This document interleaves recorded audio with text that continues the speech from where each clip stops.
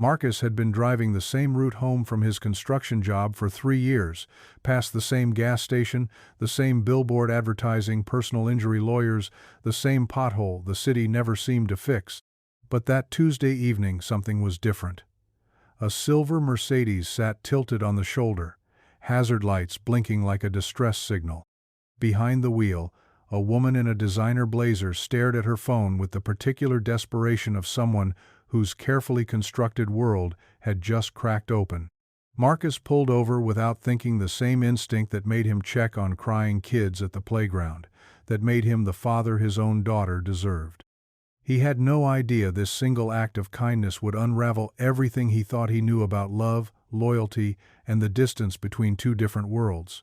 Before we dive in, make sure to hit subscribe and leave a comment. Where in the world are you watching from? The Mercedes sat like a wounded bird on Route 47, its silver paint catching the last amber light of a September evening. Marcus Chen slowed his pickup truck, a '98 Ford, with more character than shine, and pulled onto the gravel shoulder 30 feet behind the stranded car. Through his windshield, he could see the woman behind the wheel. Designer blazer. Phone pressed to her ear. The universal posture of someone whose day had just derailed. He sat for a moment, engine idling. 3 years of driving this same route home from the construction site, and he'd never seen a car like that broken down here. This stretch of road connected the industrial district to the suburbs, not exactly Mercedes territory. The smart play was to keep driving, get home to Emma before the babysitter started charging overtime, heat up leftover pizza, help with homework. The routine that had become their life since Sarah died. But the woman's hazard lights kept blinking, and something in her posture, shoulders curved inward, head tilted against the phone, looked familiar. Not her face, but the shape of defeat. He'd worn it himself often enough. Marcus pulled forward and parked behind her car. The evening air carried the smell of cooling asphalt and approaching rain. As he walked toward the Mercedes, he could hear fragments of her conversation through the cracked window. "I understand that, but this is an emergency. No. I can't wait until tomorrow." She noticed him approaching and lowered the phone slightly. Through the glass he could see her face clearly now. Late 20s, maybe early 30s. The kind of bone structure that suggested good genetics and better skin care. Her dark hair was pulled back in a way that probably looked effortless but wasn't. Marcus knocked gently on the window. She hesitated, then lowered it halfway. "Sorry to bother you," he said. "Saw you were having some trouble. Need help with your tire?" Up close, her eyes were a surprising green, and currently wide with what looked like relief mixed with wariness. She glanced at his work clothes, jeans, flannel shirt, steel-toed boots, then back at his face. "Eyes, actually. It's completely flat. I called roadside assistance, but they said it could be 2 hours. She held up the phone like evidence. "I have somewhere I need to be. Mind if I take a look?" She studied him for another moment, then nodded and popped the trunk release. The rear driver's side tire was definitely done a nail, had found its way into the sidewall, probably picked up from some construction debris. Marcus crouched beside it, running his finger along the puncture. "Bad news is, this isn't patchable," he called out. "Good news is, looks like you've got a spare." He heard her heels clicking on asphalt as she joined him. "I have no idea how to change a tire," she said. Then added quickly, "I know that probably sounds ridiculous." Marcus looked up at her. Not ridiculous, just different life experiences. He stood, wiping his hands on his jeans. "I'm Marcus, by the way. Victoria." She paused. "Vicky." "Nice to meet you, Vicky. This'll take about 15 minutes, if you want to make some calls or whatever." She nodded gratefully and stepped back as Marcus opened the trunk fully. The Mercedes was immaculate incident, just clean, but expensive. Leather everything. The spare tire kit looked like it had never been touched. As he worked, loosening the lug nuts and positioning the jack, he was aware of her watching him. She'd moved to lean against the rear of the car, phone tucked away, arms crossed against the evening chill. "You do this often?" she asked. "Help random strangers?" Marcus grunted as he cranked the jack. "Depends on your definition of often. But yeah, I guess. My dad always said you stop for people who need help. Golden rule stuff. Your dad sounds like a good man. He was. Marcus positioned the spare tire. Died when I was 17. But some lessons stick. A comfortable silence settled between them as he worked. The sun was sinking lower, painting everything in warm orange light. Somewhere in the distance, a train whistle echoed across the flatlands. "Can I ask you something?" Vicky said. "Shoot. Why did you stop? Really? I mean, you don't know me. I could be anyone." Marcus paused in his work, considering the question. "Could ask you the same thing. Why'd you let me help?" "I could be anyone too." She smiled, the first real smile he'd seen from her. It changed her whole face, made her look younger and less guarded. "Touché," she said. "I guess we're both taking chances." "Calculated risks," Marcus corrected, tightening the last lug nut. "You don't look like the type to hitchhike with serial killers. And I'm betting you've got some kind of personal safety app on that phone that's already texted your location to 3 people. Her laugh was genuine, surprised. "How did you—" "Never mind. You're probably right." Marcus lowered the jack and collected his tools. "All set.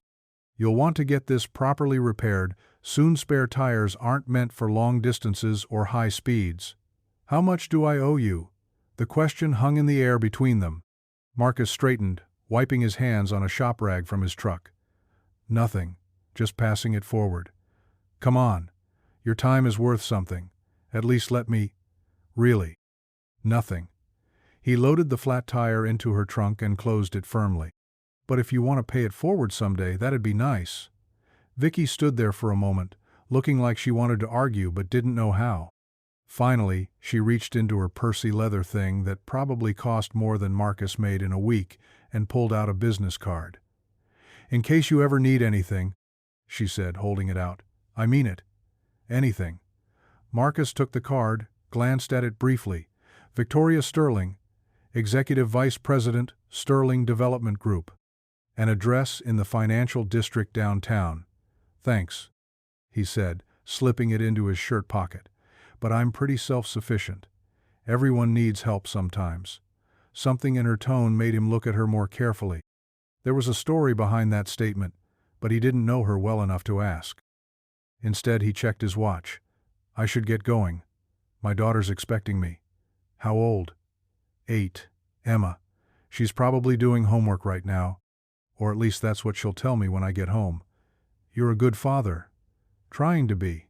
They stood there for another moment, the Mercedes running smoothly now, both of them seemingly reluctant to end this unexpected encounter. "Drive safe," Marcus said finally. "You too." He was halfway back to his truck when she called his name. "Marcus?" He turned. "Thank you, really." He nodded and raised his hand in a small wave, then climbed into his pickup and pulled back onto Route 47. In his rearview mirror, he watched the Mercedes merge smoothly into traffic and disappear around a curve. He'd probably never see her again, and that was fine. Good deed done. Moving on. The business card crinkled slightly in his shirt pocket as he reached to adjust the radio. He'd probably throw it away when he got home, along with the day's receipts and random pocket debris, probably. 20 minutes later, Marcus pulled into the driveway of his modest 2-story house in Millbrook Heights. Not the best neighborhood, not the worst. The kind of place where people kept their lawns neat and minded their own business. Emma's bike was propped against the front porch steps, helmet dangling from the handlebars like always. Through the living room window, he could see the blue glow of the TV and a small figure curled on the couch. Mrs. Patterson from next door was watering her flowers, and she waved when she saw him. 60-something, widowed, and the kind of neighbor who noticed things. She'd been invaluable since Sarah died, stepping in to help with Emma when construction jobs ran late or school had early dismissal days. "Evening, Marcus," she called. "Emma's been good as gold. Did her homework right at the kitchen table like you asked." "Thanks, Mrs. P. I owe you." "Nonsense. That child's an angel." Marcus smiled, knowing that Emma saved her more challenging moments for when they were alone. 8-year-olds had a way of testing boundaries with the people they trusted most. Inside, The house smelled like the vanilla candle Emma had insisted they light after dinner. She looked up from the couch when he entered, her dark hair so much like Sarah's falling across her face. "Dad, you're late." "Sorry, kiddo." Had to help someone with a flat tire. Emma muted the TV with the remote. "Was it a bad guy?" "No, just a lady whose tire went flat." "Why would you think it was a bad guy?" "Mom always said to be careful of strangers." The casual reference to Sarah still caught him off guard sometimes, even after 18 months. Emma talked about her mother naturally, without the careful sadness adults brought to the subject. "Mom was right about being careful," Marcus said, settling beside her on the couch. "But sometimes people just need help, and sometimes it's safe to give it." "How do you know the difference?" It was a fair question. Marcus pulled Emma closer, thinking about Victoria Sterling's expensive car and designer clothes, her relief when he'd stopped, the way she'd offered to pay him. "Experience, I guess. And instinct. But you're right to ask, it's complicated." They sat in comfortable silence, watching the tail end of some Disney movie Emma had seen a dozen times. Through the window, the last light was fading from the sky. "Dad?" "Yeah? Are we poor?" The question came out of nowhere, delivered in the matter-of-fact way 8-year-olds asked about everything from death to dinosaurs. "Why do you ask?" Jennifer Hoffman said her mom said we probably can't afford the class trip to the Science Museum. Marcus felt his jaw tighten. The class trip was $65 per student, plus lunch money. Not a fortune, but not pocket change either, when you were balancing a mortgage, daycare costs, and Emma's growing feet that needed new shoes every few months. "What do you think?" he asked. "Do you feel poor?" Emma considered this seriously. "I don't think so. We have food and our house and my bike. And you always buy me books when I want them. Then we're doing okay." "But what about the trip?" Marcus made a mental note to shift some money from his small emergency fund. Emma had been talking about the Science Museum for weeks. "You're going on the trip, Em. Don't worry about it." She snuggled closer to him, seemingly satisfied. On the TV, animated characters were learning important lessons about friendship and believing in yourself. Marcus thought about the business card in his shirt pocket. Victoria Sterling, Executive Vice President. He wondered what her house looked like, whether she had kids asking about school trips, whether she ever worried about moving money between checking and savings. Then he wondered why he was wondering. "Time for bed, kiddo." Emma groaned dramatically but didn't argue. As they went through their evening routine, teeth brushed, pajamas on, story read, Marcus found his mind drifting back to Route 47, to green eyes and expensive leather, and the way Victoria had said, "Everyone needs help sometimes." After Emma was asleep, Marcus sat at his kitchen table with a beer and the day's mail. Bills mostly. The mortgage payment, electric. Emma's orthodontist consultation reminder, another expense he hadn't budgeted for. He pulled the business card from his shirt pocket and set it beside the bills. Victoria Sterling, Executive Vice President. He Googled Sterling Development Group on his phone. The website was sleek, professional, full of photos of gleaming office buildings and urban renewal projects. Victoria's photo was there too, in the leadership section. Same green eyes, same bone structure, but the professional headshot had been smoothed and perfected until she looked like a stock photo of success. Marcus closed the browser and finished his beer. Tomorrow was Wednesday. Another day of framing walls and running electrical, of coming home tired and making dinner and helping with homework. The routine that had become their life, that he'd built deliberately around Emma's needs and his own limitations. It was a good life. Not perfect, not easy, but good. So why did he keep thinking about silver Mercedes and emergency calls and the particular way Victoria Sterling had smiled when she'd laughed? Marcus went to bed without throwing away the business card. The coffee shop on 5th Street wasn't the kind of place Victoria Sterling usually frequented. No artisanal syrups or $15 avocado toast. Just honest coffee served in thick white mugs by a woman who'd been working the morning shift for probably 20 years. Victoria sat in a corner booth, laptop open but ignored, staring out the window at the construction site across the street. Workers in hard hats and safety vests moved with purposeful efficiency, building something that would outlast most of them. She'd been coming here for 3 days now, telling herself it was because the coffee was surprisingly good and the Wi-Fi reliable. Not because she kept hoping to spot a familiar pickup truck, or because she'd memorized Marcus Chen's business card and put his number in her phone under M. Tire Guy. The barista Dolores, according to her name tag, refilled Victoria's mug without being asked. "You waiting for someone, honey?" "No, just working." Dolores glanced meaningfully at the untouched laptop screen. "Uh-huh. Well, holler if you need anything." Victoria's phone buzzed. A text from her assistant. "Board meeting moved to 2 p.m. Your father wants to see you at 11. She stared at the message, feeling the familiar knot form in her stomach. Charles Sterling didn't request meetings with his daughter. He summoned. Another buzz. This time her sister. "Lunch later? I have news." Victoria typed back. "Can't. Dad wants to see me." "Oof. What did you do now?" "Nothing. I hope. Text me after. Love you." Victoria closed the laptop and gathered her things. Through the window, she watched a worker in a familiar flannel shirt directing a small crane. Her pulse quickened before logic kicked in. Wrong build, wrong hair color, probably 15 years older than Marcus. She left a $10 tip for a $4 coffee and walked to her car. Sterling Development Group occupied 12 floors of a glass tower in the financial district.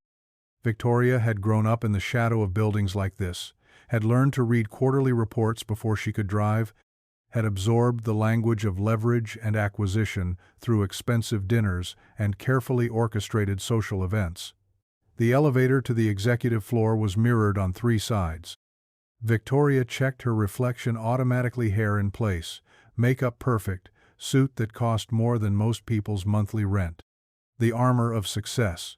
Her father's office occupied a corner of the 42nd floor, with windows facing both the river and the city's historic district. Charles Sterling sat behind a desk the size of a small aircraft carrier, reading something on his tablet with the focused intensity that had built an empire. At 68, he remained formidable. Silver hair perfectly styled, suit that fit like it had been sewn onto his body, the kind of presence that made subordinates speak quietly and competitors think twice. "Victoria, sit." She took the chair across from his desk, the same chair where she'd received performance reviews, career guidance, and occasional disappointment for the past decade. "I've been reviewing the Riverside project numbers," he said without preamble. "We're 12% over budget and 3 weeks behind schedule." Victoria had prepared for this conversation. The weather delays were unavoidable, and the electrical contractor had to be replaced after. "I don't want excuses, I want solutions." "I have solutions. Morrison Electric is bringing in additional crews this week, and I've renegotiated the concrete delivery schedule to Victoria." Her father set down the tablet and looked at her directly. "Do you know why I put you in charge of Riverside?" It was a rhetorical question, but she answered anyway. "Because I know the development side better than anyone except you, and because the community trust issues required someone with, because it's a test." The words landed between them like a challenge. Victoria felt her carefully prepared talking points evaporate. "A test of what?" "Whether you're ready for the conversation we need to have about succession planning." Victoria's mouth went dry. They danced around this topic for years. Sure, eventual role in the company, the path to leadership that had been mapped out since she was 12 years old. But hearing it stated so directly felt different. "The Riverside project represents everything wrong with how we've been doing business," Charles continued. "Cost overruns, community pushback, environmental concerns. The old model doesn't work anymore. Which is why I've been advocating for more community engagement from the beginning. And yet, here we are. Over budget and behind schedule." Victoria felt heat rising in her cheeks. "Dad, you can't build trust overnight. These neighborhoods have been promised things before that didn't materialize." They're rightfully skeptical. "I don't pay you to be a social worker, Victoria. I pay you to deliver results." The criticism stung because it echoed doubts she'd been having about her own role. Was she making a difference, or just putting a prettier face on the same old practices? "What exactly are you asking me to do?" Charles stood and walked to the window overlooking the Riverside development site. From this height, it looked like a child's toy set, tiny machines moving earth, stick figures in hard hats. "I'm asking you to decide what kind of leader you want to be," he said. "Because, in 18 months, I'm announcing my retirement. The board will need to approve my successor. That person will either be you, or it will be someone else." Victoria joined him at the window. Down below, real people were building something that would house families, create jobs, change a neighborhood. The view from the 42nd floor made it easy to forget that. "And if I can't fix Riverside? Then we'll know you're not ready." They stood in silence, father and daughter, looking down at the empire one had built and the other might inherit. "I won't change how I do business just to meet an arbitrary deadline," Victoria said finally. Charles smiled, not warmly, but with something that might have been respect. "Good. That's exactly what I hoped you'd say." Victoria drove aimlessly after leaving the office, letting muscle memory navigate while her mind processed the conversation. Succession planning. 18 months. The weight of expectations she'd carried her entire life, crystallizing into a deadline. She found herself on Route 47 without consciously choosing the direction. The stretch where she'd broken down 3 days ago looked different in afternoon light. Less dramatic, more ordinary. Just another piece of road connecting one place to another. She pulled into the parking lot of a hardware store and sat in her car, engine running, air conditioning fighting the September heat. Through the store's windows, she could see customers browsing aisles of tools and supplies, people who built things with their hands, who measured success in square feet and straight lines. Her phone rang. Her sister's name on the display. "How did it go with Dad?" Rebecca asked without preamble. 18 months. Until what? Until he retires and I either take over or don't. A pause. Rebecca knew their father well enough to understand the implications. "That's actually my news," Rebecca said. "I'm out." "Out of what?" "All of it. The company, the board seat, the whole Sterling empire. I'm moving to Portland with David. We're opening a restaurant." Victoria felt the world tilt slightly. Rebecca had always been the safety net, the alternative heir if Victoria couldn't or wouldn't step up. "Since when do you want to open a restaurant?" "Since I realized I've been living someone else's life for 34 years. The words hit harder than Rebecca probably intended. Victoria stared through the hardware store windows at a man explaining something to his young son, both of them holding measuring tapes. "So it's just me now," Victoria said. "It was always just you, Vic. I was never going to be Dad. Neither of us was, really. But you're the only one who might be something better." After Rebecca hung up, Victoria sat in the parking lot for another 20 minutes, watching people come and go from the hardware store.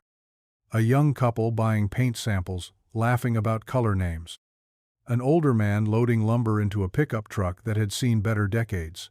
She thought about Marcus Chen, who'd stopped to help a stranger without expecting anything in return, who worried about his daughter's school trip, who built things that mattered to real people. She pulled out her phone and found his contact information. Then she put the phone away and drove home. Marcus was installing crown molding in the Petersons' dining room when his phone buzzed. He ignored it.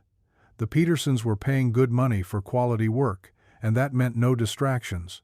But when it buzzed again 5 minutes later, he set down his nail gun and checked the messages. The first was from Emma's school. Reminder: field trip permission slips and payment due Friday. The second was from a number he didn't recognize. "Hi. This is Victoria. From Tuesday. I hope this isn't weird, but I was wondering if you might be free for coffee sometime. I'd like to thank you properly for helping me." Marcus stared at the message, reading it twice to make sure he understood correctly. "Everything okay?" Mr. Peterson asked from the doorway. "Yeah, sorry. Just work stuff." But it wasn't work stuff. It was Victoria Sterling, Executive Vice President, asking him for coffee. Marcus finished the crown molding, packed his tools, and drove home in a strange mood he couldn't quite identify. Emma was at Mrs. Patterson's, doing homework at the kitchen table that had become her second desk. "How was school?" he asked, kissing the top of her head. "Good. We learned about the solar system. Did you know Jupiter has 79 moons?" "I did not know that." "Also, I need $65 for the field trip." Marcus felt the familiar tightness in his chest. "When?" "Friday. But if we can't afford it, it's okay. Jennifer Hoffman's mom says not everyone can afford everything." The casual cruelty of 8-year-old social dynamics never ceased to amaze him. Jennifer Hoffman's mother, whom Marcus had met exactly once, had somehow decided his financial situation was appropriate playground conversation. "You're going on the trip, Em. Don't worry about Jennifer Hoffman's mom." After dinner, Marcus sat at his kitchen table with a calculator and the bills. The field trip money would come from the fund he'd been building for Emma's orthodontist consultation, which meant delaying the consultation another month, which meant Emma's slightly crooked front teeth would stay slightly crooked a little longer. He looked at Victoria's text message again. Coffee was harmless. She wanted to thank him properly, which probably meant she felt obligated somehow. People with money often did they couldn't accept help without evening the scales. He typed back, "Coffee sounds nice. When works for you?" Her response came quickly. "Tomorrow, 10 a.m.? There's a place called Rosie's on 5th Street. Marcus knew Rosie's. Blue-collar coffee, reasonable prices, the kind of place where construction workers grabbed breakfast before job sites. "See you there," he replied. Then he wrote a check for $65 to Jefferson Elementary School and put it in Emma's backpack. The orthodontist could wait another month. Victoria arrived at Rosie's 15 minutes early, ordered coffee, and claimed the same corner booth she'd occupied for the past 3 days. She'd chosen the location deliberately neutral ground, unpretentious, the kind of place where a construction worker and an executive vice president might have coffee without the universe imploding. She'd also chosen her outfit carefully. Jeans, sweater, minimal makeup. The goal was approachable without looking like she was trying too hard to be someone she wasn't. When Marcus walked through the door at exactly 10 o'clock, Victoria felt an unexpected flutter of nervousness. He looked the same as she remembered: work clothes, steady presence, the kind of man who fixed things without drama. He spotted her and smiled, the same easy smile from Route 47. "Victoria." "Good to see you again." "Vicky," she corrected, standing to shake his hand. "And thank you for coming. I wasn't sure you would." "Why wouldn't I?" "Different worlds, I guess." Marcus slid into the booth across from her. Dolores appeared immediately with coffee and a knowing look. "Well," he said, "worlds aren't as different as people think. We all drink coffee." "True, though I usually pay more for mine. Does it taste better?" Victoria considered this. "Honestly, no." They sat in comfortable silence for a moment, sizing each other up in daylight, without the urgency of a roadside emergency. "So," Marcus said, "you wanted to thank me properly. I'm pretty sure you already did that. I know this might sound strange, but that night when you stopped to help it meant more than you probably realize." "Bad day? Bad year? More like." Victoria wrapped her hands around her coffee mug. "I've been thinking a lot about why you stopped, and why I let you help. Calculated risks, like we said. Maybe, or maybe we both needed something we didn't know we were looking for." Marcus studied her face, trying to read the subtext. What kind of something? Victoria had rehearsed this conversation, had imagined various ways to explain why she'd reached out, but sitting across from him, all her prepared words felt inadequate. "Can I ask you something?" she said instead. "Sure. What made you want to be a construction worker?" Marcus laughed. "That's not exactly how it happened. I wanted to be an architect, actually. Had a scholarship to state, the whole plan laid out. What happened? Life. My dad got sick, medical bills, had to drop out and work. Then Sarah got pregnant with Emma, and suddenly architecture felt like a luxury I couldn't afford." He shrugged. But I like building things. There's something honest about it. You can see exactly what you've accomplished at the end of the day. Do you regret it? Not finishing school? Sometimes. But then I think about Emma, and everything I would have missed if my life had gone according to plan. He leaned forward slightly. What about you? Always wanted to be an executive vice president? God, no. I wanted to be a teacher, elementary school specifically. I had this fantasy about reading stories to kids and helping them discover the world. What happened to that dream? Same thing that happens to most dreams, I guess. Reality, expectations, the family business. Victoria traced the rim of her coffee mug with one finger. My father built something remarkable, and I was raised to inherit it. Hard to argue with success. But I'm not sure I'm built for it. The boardroom politics, the bottom line thinking, the way everything gets reduced to numbers on a spreadsheet. Marcus was quiet for a moment, processing this unexpected honesty. Can I tell you something? He said finally. Please, you don't look like someone who belongs in boardrooms. What do I look like? Like someone who cares about people more than profits. Like someone who would stop to help a stranger change a tire. Victoria felt something shift in her chest, a recognition she wasn't prepared for. Is that a compliment or a criticism? In your world? Probably both. They talked for another hour, conversation flowing with surprising ease. Victoria found herself sharing things she rarely discussed: her doubts about the family business, the pressure of living up to impossible expectations, the loneliness of success. Marcus talked about single parenthood, about building a life around Emma's needs, about finding meaning in daily routines. When they finally left Rosie's, Victoria felt lighter than she had in months. Thank you, she said as they stood beside their cars. This was exactly what I needed. Any time, Marcus said, and something in his tone suggested he meant it. Victoria was halfway home before she realized they hadn't exchanged numbers again, hadn't made plans to meet. The conversation had ended naturally, without the awkward dance of, "We should do this again sometime." But she found herself hoping they would. 2 weeks passed without contact, and Victoria told herself this was for the best. She had the Riverside project to salvage, a company to potentially inherit, and a father whose expectations felt heavier with each passing day. But she kept thinking about Marcus's hands as he'd changed her tire, steady, capable, unself-conscious. The way he'd talked about Emma with such quiet devotion. The honesty in his voice when he'd said she didn't look like someone who belonged in boardrooms. She was thinking about this during a site visit to Riverside, standing in what would eventually be the community center, when her phone rang. Miss Sterling? The voice was unfamiliar, formal. This is Jefferson Elementary School. We have Emma Chen in the nurse's office, and we can't reach her father. You're listed as an emergency contact. Victoria's stomach dropped. I'm sorry, there must be some mistake. I don't know any. Then she remembered the business card she'd given Marcus. He must have put her information on Emma's school forms, probably as a joke or maybe because he was required to list someone besides Mrs. Patterson. What's wrong with Emma? She took a fall during recess. Possible concussion. We really need someone here as soon as possible. Victoria looked around the construction site, at the workers waiting for her approval on window placements, at her project manager checking his watch. I'll be right there.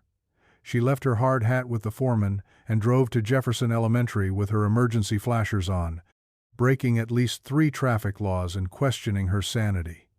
She was about to walk into an elementary school to collect a child she'd never met, whose father she'd had coffee with exactly once, but something about the nurse's calm urgency had triggered an instinct Victoria didn't know she possessed. Jefferson Elementary looked like every public school. Americolo brick buildings, playground equipment that had seen better decades, a parking lot full of dents and optimism. Victoria followed signs to the main office, her heels clicking against linoleum floors lined with student artwork. The school nurse was a woman in her 50s, with kind eyes and the air of someone who'd seen everything twice. Miss Sterling? Thank you so much for coming. Emma's doing okay, but she hit her head pretty hard, and she's been asking for her dad. Where is her father? Construction site about 40 minutes from here. No cell service, apparently. We left messages with his supervisor. The nurse led Victoria down a hallway decorated with papier-mâché solar systems and handwritten essays about my hero. Through a doorway marked Health Office, Victoria could see a small figure lying on a cot, dark hair spread across a pillow. Emma Chen looked exactly like what Victoria would have imagined Marcus's serious eyes in an 8-year-old face, the kind of child who asked thoughtful questions and remembered the answers. "Emma, there's someone here to see you." Emma turned her head carefully, wincing slightly. When she saw Victoria, confusion flickered across her features. "I don't know you." "I'm Victoria. I'm a friend of your dad's." The words felt strange but true. "He helped me when my car broke down a couple weeks ago." Understanding dawned on Emma's face. "You're the tire lady." "I'm the tire lady." Emma studied Victoria with the unsettling directness that children specialized in. "You're prettier than I imagined." "Thank you. How are you feeling?" "My head hurts, and I threw up once, but not on anyone." The nurse stepped forward. "We'd like someone to take her to the emergency room for a proper evaluation, just to be safe." Victoria felt panic flutter in her chest. She knew nothing about children, nothing about medical emergencies, nothing about what Marcus would want her to do. "Emma," she said carefully, "would it be okay if I took you to see a doctor until your dad can get there?" Emma considered this with 8-year-old seriousness. "Will you stay with me?" "Of course." "And you'll call my dad?" "The second we get to the hospital." Emma nodded carefully. "Okay, but I should probably warn you I might throw up in your car." "That's okay. Cars can be cleaned." As Victoria helped Emma gather her backpack and jacket, she caught a glimpse of herself in the hallway mirror. Designer jeans, cashmere sweater, a woman who'd left a construction meeting to rescue a child she'd never met. She looked exactly like someone who didn't belong here, and yet, walking out of Jefferson Elementary with Emma's small hand in hers, Victoria couldn't remember the last time she'd felt so absolutely in the right place. The emergency room at St. Mary's Hospital was chaos-controlled by the staff, chaos for everyone else. Victoria had called ahead, used her family name to expedite the process, and somehow secured a private room within 20 minutes of arrival. Emma sat on the examination table, legs swinging, looking small in the hospital gown that was 3 sizes too big. "This is fancy," she observed, taking in the private room's amenities. "Do you have special insurance or something?" "Something like that," Victoria said, helping Emma with the gown's complicated ties. Dr. Cheno relation, despite the shared surname, was a young resident with gentle hands and the gift of speaking to children like actual people. "Emma, I'm going to look in your eyes with this little light." "Okay?" It might be bright. As the doctor performed various tests, Victoria found herself studying Emma's face for signs of distress, her protective instincts surprising her with their intensity. "Can I ask you something?" Emma said during a brief lull in the examination. "Of course." "Are you and my dad dating?" Victoria nearly choked on her coffee. "No, sweetie, we're just friends." "Good.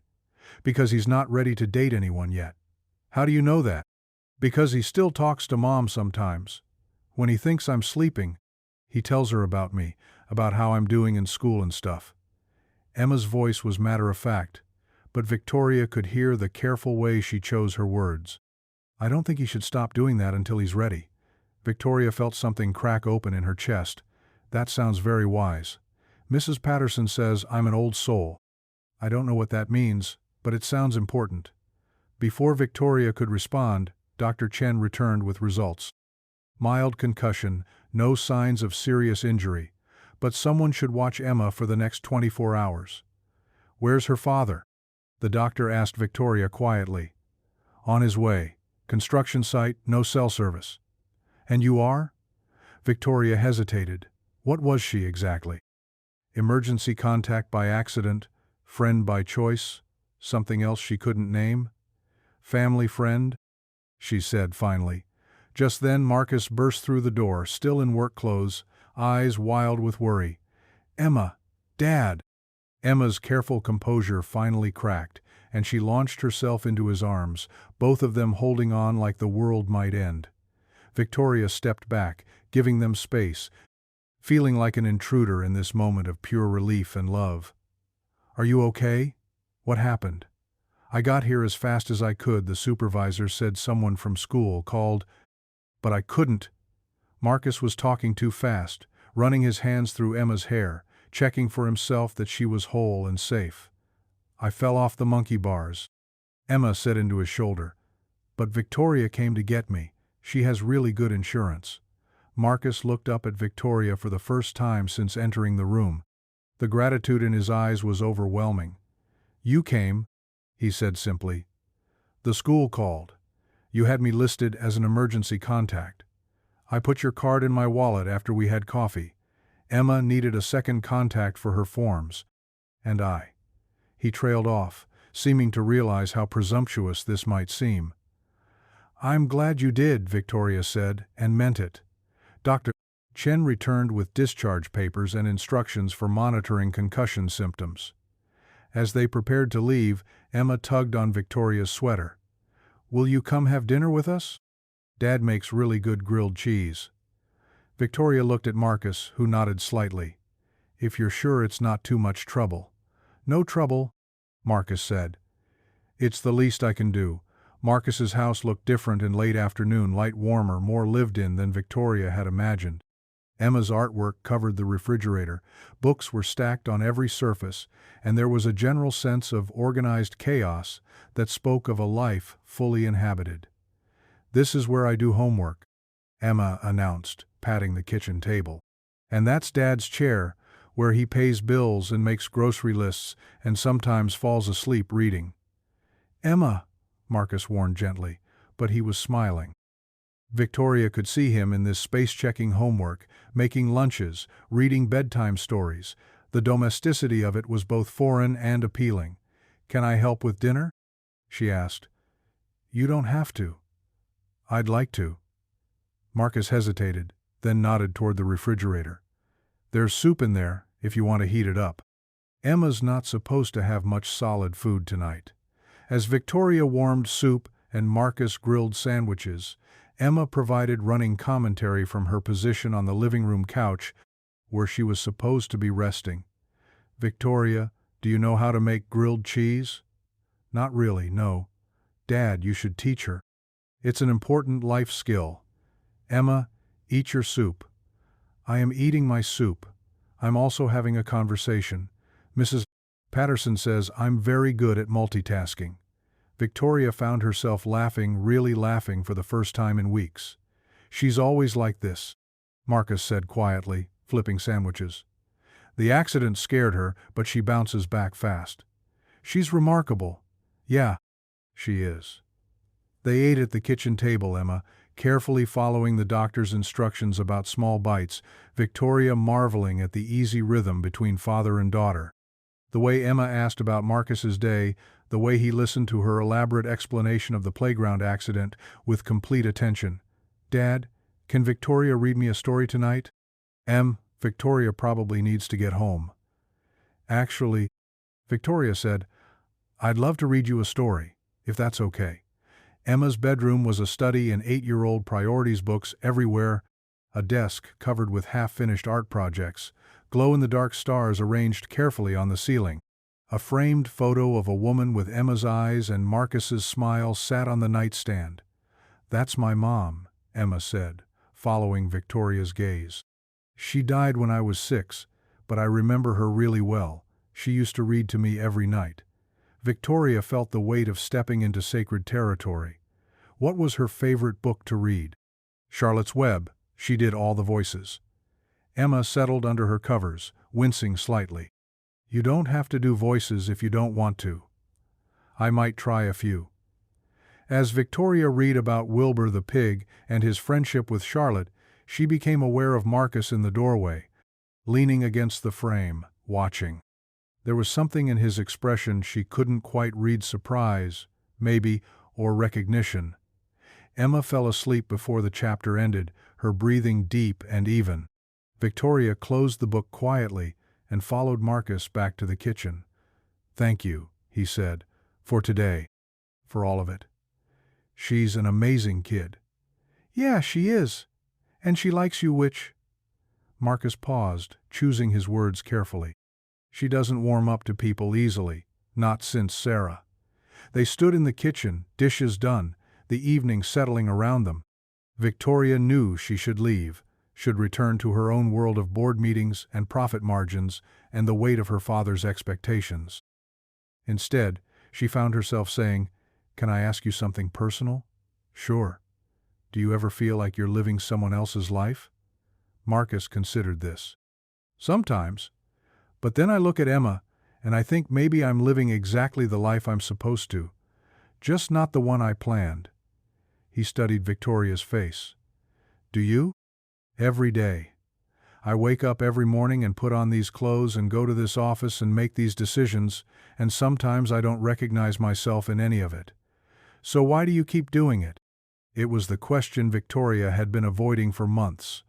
"Because it's what I'm supposed to do, because people are counting on me, because I don't know what else I would do." "You could teach." The suggestion hung between them, simple and impossible. "It's not that easy." "I have responsibilities, expectations." "So did I. Architecture, remember? But life has a way of changing plans."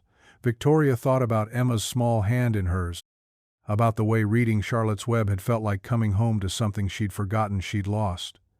"I should go," she said finally. Marcus nodded and walked her to the door. On the porch, she turned back. "Will you let me know how she's doing, tomorrow?" "Of course." Victoria was halfway to her car when Marcus called her name. "Victoria?" She turned. "For what it's worth, I think you'd make a great teacher." Driving home, Victoria thought about alternate lives and roads not taken, about the space between who we are and who we're supposed to be. She thought about Emma's wise eyes and Marcus's steady presence, and the way her father's expectations felt lighter when she was in their house. Most of all, she thought about how Emma had fallen asleep holding her hand, trusting completely in the safety Victoria provided. It was a feeling she wanted to experience again. Victoria began finding excuses to drive past the Riverside construction site. Not to check on progress, she had project managers for that, but because she'd learned Marcus's crew was doing the electrical work on the community center, she told herself it was professional interest. The community center was the heart of the development, the piece that would determine whether Riverside became another soulless housing complex or something that actually served the neighborhood. But if she was being honest, she wanted to see Marcus work. Wanted to understand the part of his life that brought him satisfaction, the honest labor he'd talked about at Rosie's. On a crisp October morning, she parked across the street and watched through the chain-link fence as workers moved with choreographed efficiency. Marcus was easy to spothe, moved with authority, consulting blueprints, directing younger workers with patient explanation rather than shouted orders. "Checking up on us?" Victoria turned to find James Morrison, the electrical contractor, approaching with coffee and a knowing smile. She'd worked with Morrison Electric on 3 previous projects, and James had a reputation for straight talk and quality work. "Just making sure everything's on schedule," she said.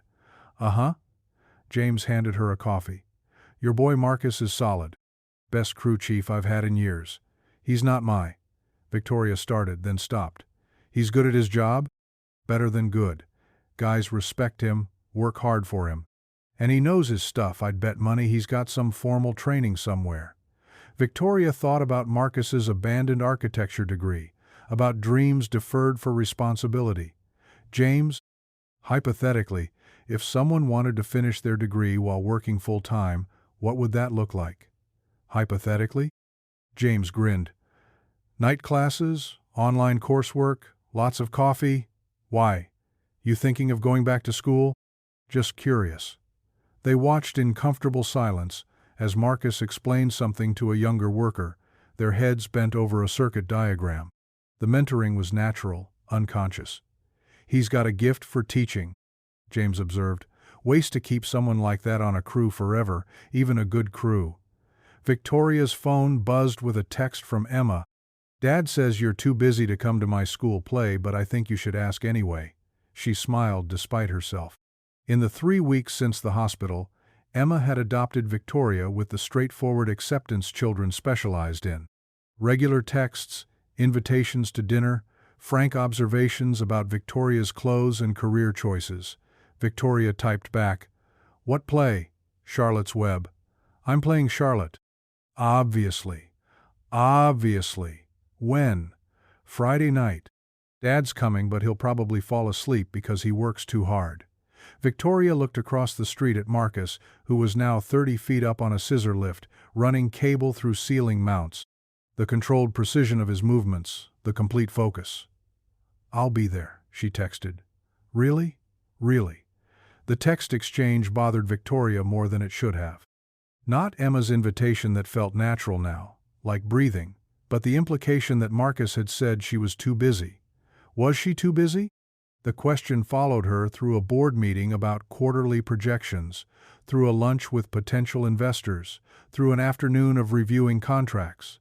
At 6 o'clock, she found herself driving to Marcus's house instead of home. Emma answered the door, still in her school clothes, backpack abandoned by the stairs. "Victoria, Dad's making spaghetti. The kind from a jar, not fancy, but it's pretty good." "Is this an okay time? I should have called Dad." Emma bellowed toward the kitchen. "Victoria's here. Should I set another place?" Marcus appeared in the doorway, dish towel over his shoulder, looking surprised but pleased. "Hey, everything okay?" "I was just Emma texted about the play. I wanted to make sure Friday worked for you. You really want to come to a third-grade production of Charlotte's Web?" "I really do." Something shifted in Marcus's expression, surprise, giving way to something warmer. "Dad, can Victoria stay for dinner?" Emma asked. "We're having spaghetti and that salad that comes in a bag." "If she wants to," Marcus said, his eyes on Victoria's face. "I'd like that." Over dinner, Emma regaled them with the complexities of elementary school theater costume fittings, forgotten lines, the boy playing Templeton who kept forgetting to be ratty. "Mrs. Rodriguez says I have natural stage presence," Emma announced, twirling spaghetti with serious concentration. "What does that mean?" Victoria asked. "I think it means I'm not scared to talk loud in front of people, which Dad says I definitely inherited from Mom." Marcus smiled. "Your mom could command a room, 5'2", but she could make herself heard in a crowd of construction workers." It was the first time Victoria had heard him talk about Sarah with lightness instead of careful reverence. Emma seemed to sense it too, because she launched into a story about the time her mother had argued with a contractor about the wrong paint color and won. She made him repaint the entire bathroom, Emma said proudly. "Twice. Sounds formidable," Victoria said. "She was," Marcus agreed. "But fair. She had this way of making people want to do better, be better." Victoria felt a stab of something that might have been envy. Not for Sarah specifically, but for the certainty in Marcus's voice, the security of having been loved so completely. After dinner, Emma insisted on showing Victoria her Charlotte Costumia black shirt with extra arms sewn on and a headband with eyes that bobbed when she moved. "I look very spidery," Emma said, examining herself in the hallway mirror. "You look perfect," Victoria said. "Dad helped with the arms." "He's good at sewing, which is weird because most dads aren't." "Emma," Marcus warned gently. "What? It is weird. But good weird. Like how you're good at braiding hair and making lunches that don't suck." Victoria found herself smiling at this catalog of Marcus's domestic competencies. The man who'd changed her tire with efficient grace was the same man who braided his daughter's hair and sewed spider arms onto school costumes. "Your dad sounds pretty amazing," Victoria said. "He is," Emma agreed, matter-of-factly, "but he works too much, and he needs more friends." "Emma? What? You do? Mrs. Patterson says you're becoming a hermit." "Mrs. Patterson talks too much. Mrs. Patterson cares about you, like Victoria does."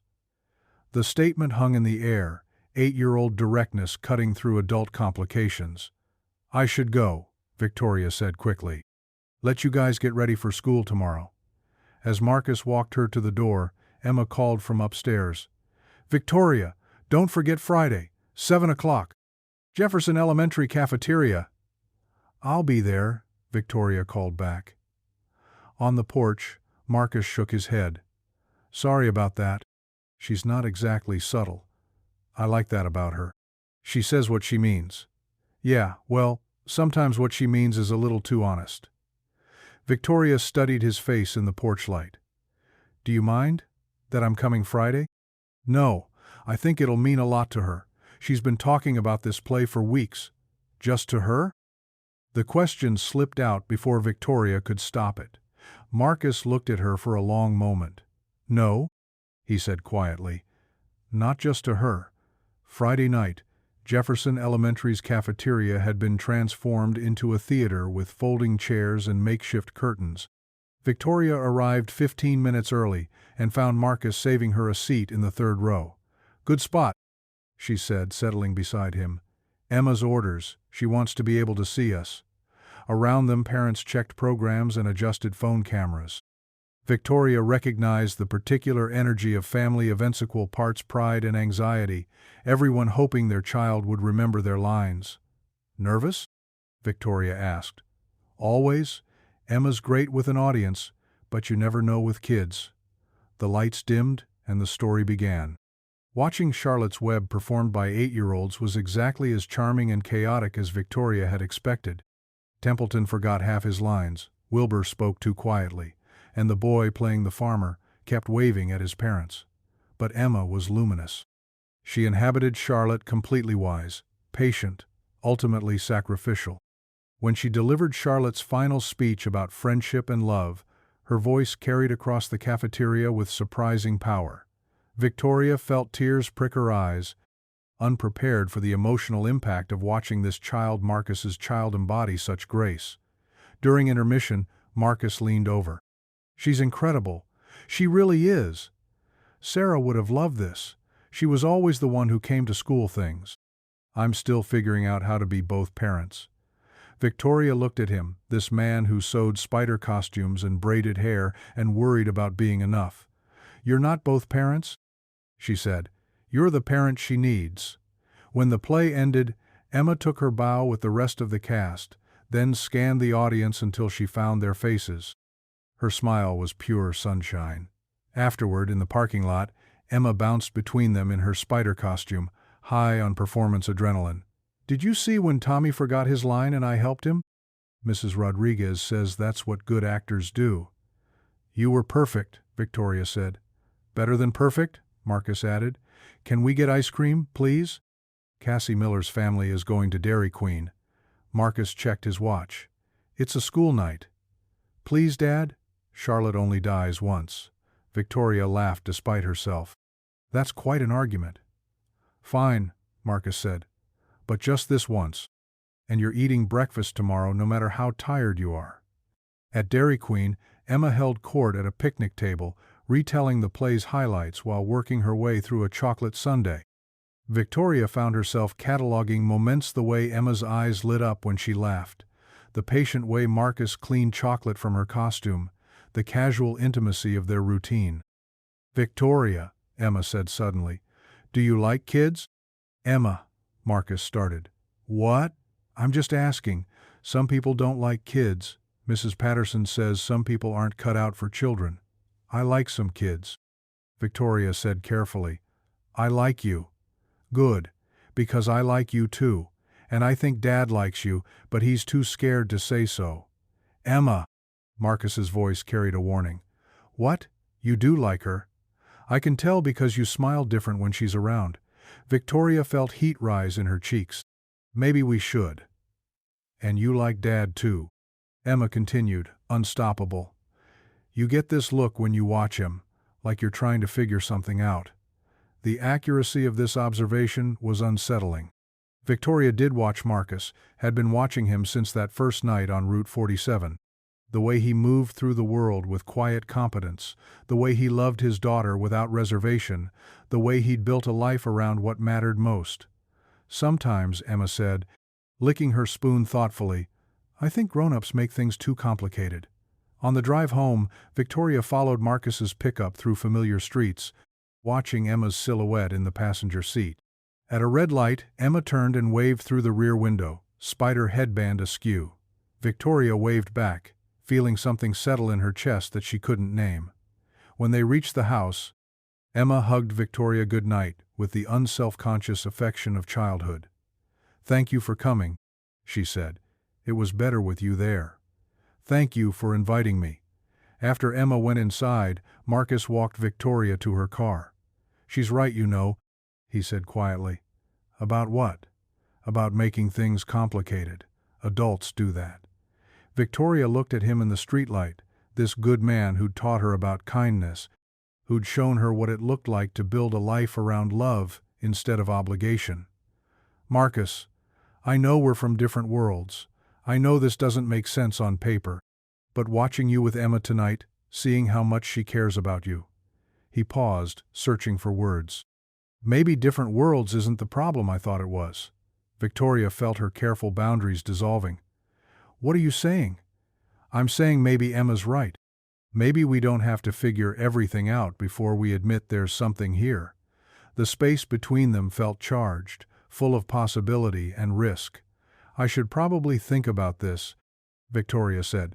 "Probably," Marcus agreed, "but maybe not too long. Life has a way of changing plans when you're not paying attention."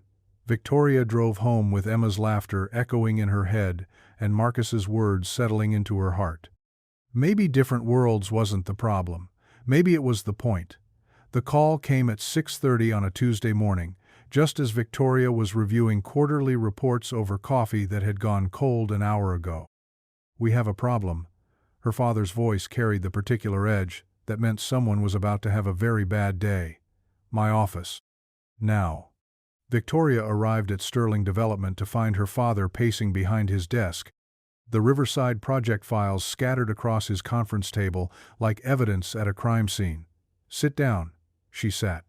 "How long has this been going on?" Victoria's pulse quickened. "How long has what been going on?" Charles Sterling placed a photograph on the desk between them.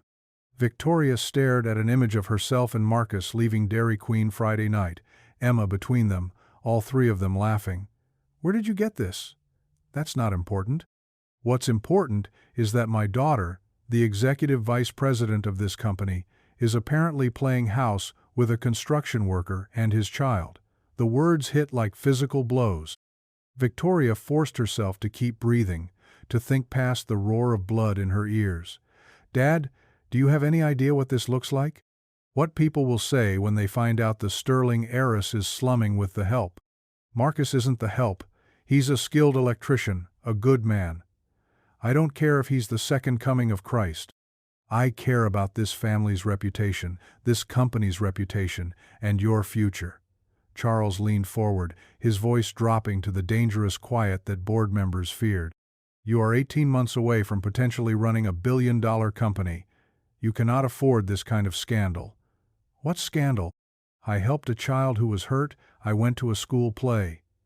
"You've been seen in public, repeatedly, with someone who represents everything this family has worked to rise above. Working class, single father, probably didn't finish high school. He had a scholarship to study architecture. He's raising an incredible daughter. He's worth 10 of anyone on your board." The words were out before Victoria could stop them, and she saw her father's eyes narrow with recognition. "You're in love with him."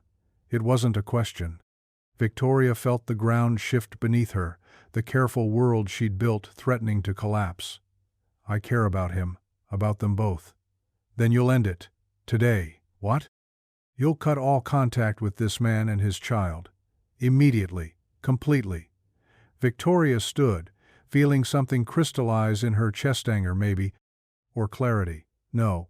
Charles Sterling had built an empire on the assumption that everything and everyone had a price. The naked shock on his face would have been comical under different circumstances. "Excuse me?" "I said no. I won't end it, and I won't apologize for it." "Victoria, you're not thinking clearly. I understand that you feel sorry for this man, that you want to help, but..." "Help?" Victoria laughed, the sound harsh in the pristine office. "Dad, he helped me. Marcus changed my tire when I was stranded. He included me when I had nowhere else to go. He's shown me what it looks like to build a life around what actually matters." What matters is this company. What matters is the future I've spent 30 years building for you. The future you've built for me, not with me." Without asking what I wanted, Charles stood, his composure finally cracking. "What you want? You want to throw away everything we've worked for to play house with some electrician? You want to give up your birthright for a man with a pickup truck and a mortgage he can barely afford?" "I want to be happy. I want to matter to people who know who I really am, not what I represent. This is about the teaching fantasy again, isn't it? Victoria, you're 31 years old. It's time to put away childish dreams." "You're right, it is time." Victoria walked to the window, looking down at the city her family had helped shape. Somewhere out there, Marcus was at a job site, doing work that made a visible difference in the world. Emma was in school, learning and growing and trusting that the adults in her life would protect what mattered. "I resign," she said quietly. "What?" "From the board, from the company, from all of it." Victoria turned to face her father. "I resign." Charles Sterling stared at his daughter as if she'd announced plans to join the circus. "You can't be serious." "I've never been more serious about anything in my life." "You'll regret this. When the novelty wears off, when you realize what you've given up." "I might. But I'll regret staying more." Victoria walked toward the door, then stopped. "For what it's worth, Dad, you taught me everything I know about building something that lasts. You just never realized what I wanted to build." She left her father standing in his glass tower, surrounded by the empire he'd created and couldn't understand how to share. Victoria drove aimlessly for an hour, her phone buzzing with ignored calls and texts.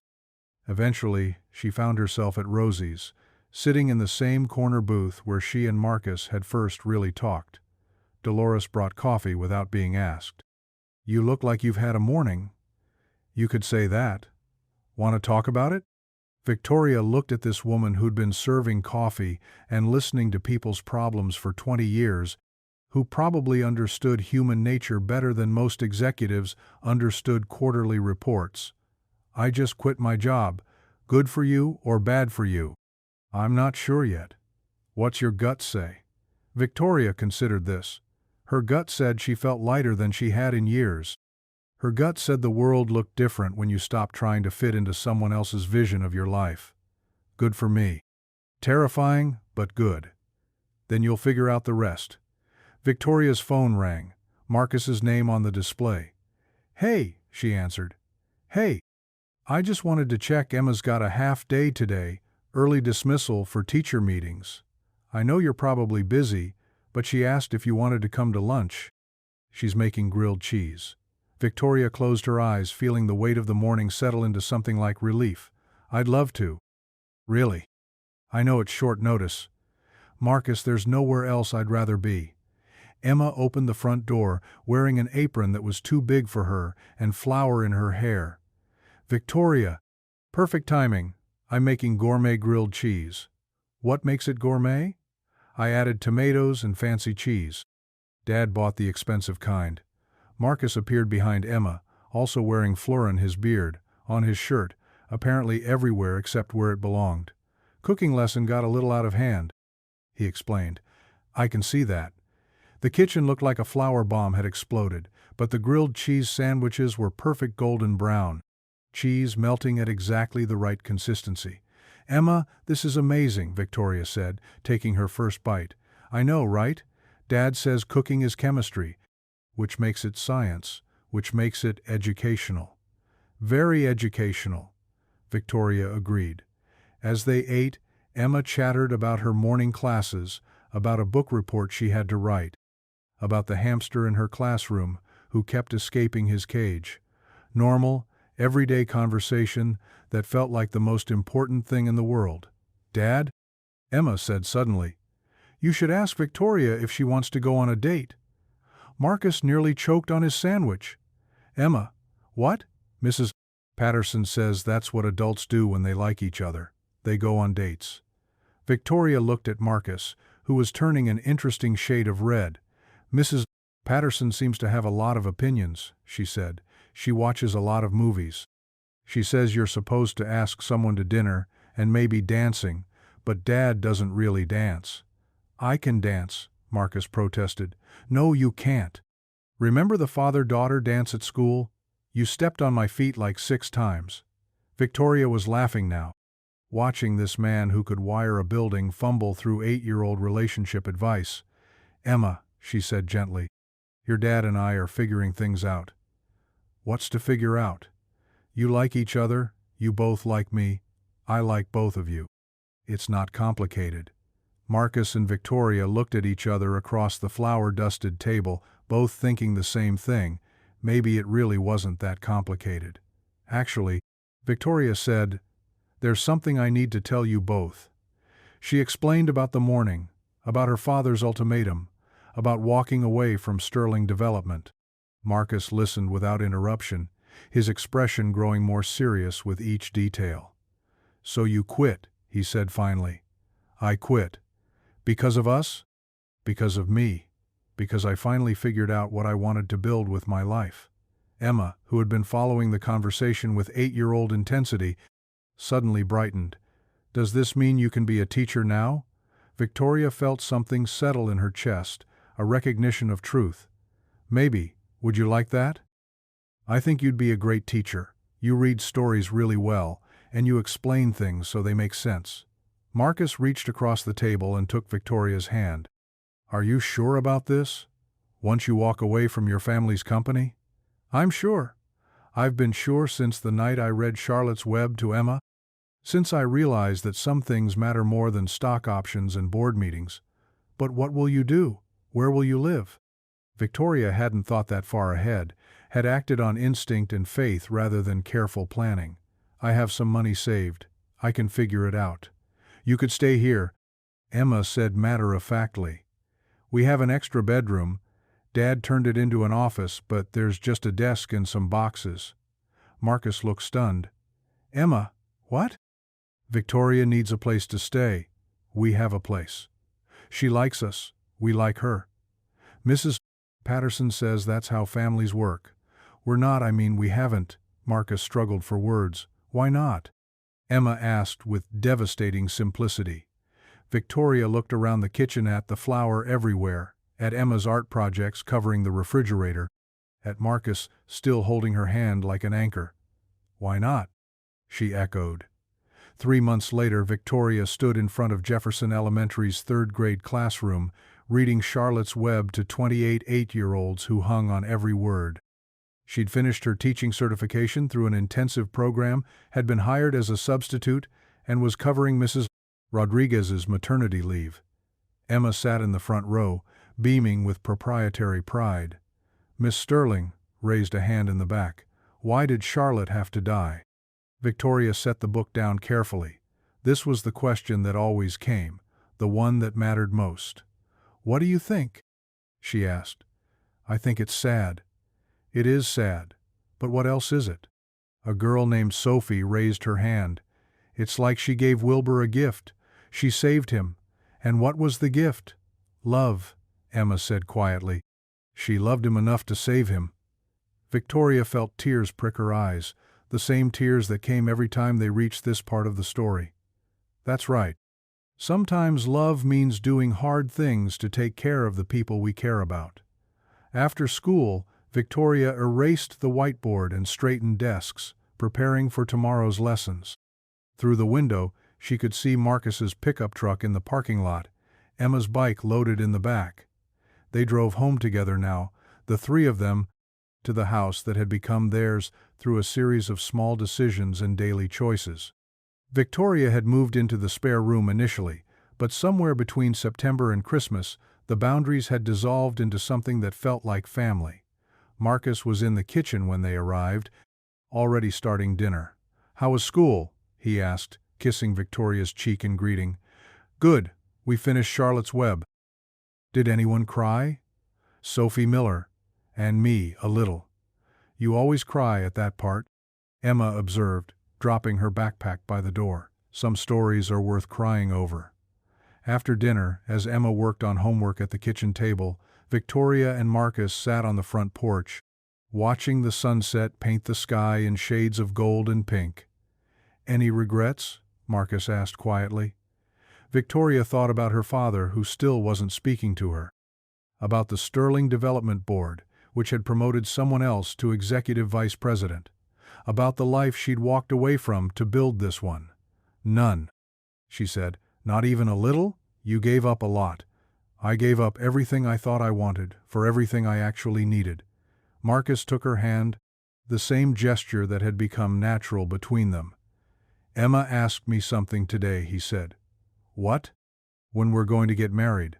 Victoria felt her pulse quicken. "What did you tell her?" "That we're not in a hurry, that some things are worth doing right." "And what does doing it right look like?" Marcus was quiet for a moment, watching Emma through the window as she chewed her pencil and puzzled over math problems. "Like this," he said finally. "Like building something together, day by day. Like making sure Emma feels safe and loved. Like knowing that we chose each other not because we were supposed to, but because we couldn't imagine choosing anyone else." Victoria leaned against his shoulder, feeling the weight of the day settle into contentment. "That sounds perfect." Inside, Emma called out, "Dad, I need help with long division." Marcus squeezed Victoria's hand and stood. "Duty calls."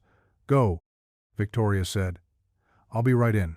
She sat alone on the porch for another moment, watching the last light fade from the sky. Somewhere across town, her father was probably working late in his glass tower, building an empire that would outlast him but might never make him happy. Here, in this small house on this ordinary street, Victoria had found something different. Not an empire, but a kingdom. Not power, but purpose. Emma's laughter drifted through the window, followed by Marcus's patient explanation of mathematical concepts. The sounds of home, of family, of a life built around what mattered most. Victoria rose and went inside, ready to help with homework, to read bedtime stories, to continue building the life she'd never planned, but couldn't imagine living without. In the kitchen, Emma looked up from her math worksheet. "Victoria, will you check my answers?" "Of course." As Victoria settled beside Emma at the table, Marcus caught her eye and smiled the same smile from that first night on Route 47, when he'd stopped to help a stranger and changed both their lives forever. Some stories, Victoria thought, were worth every risk you took to live them.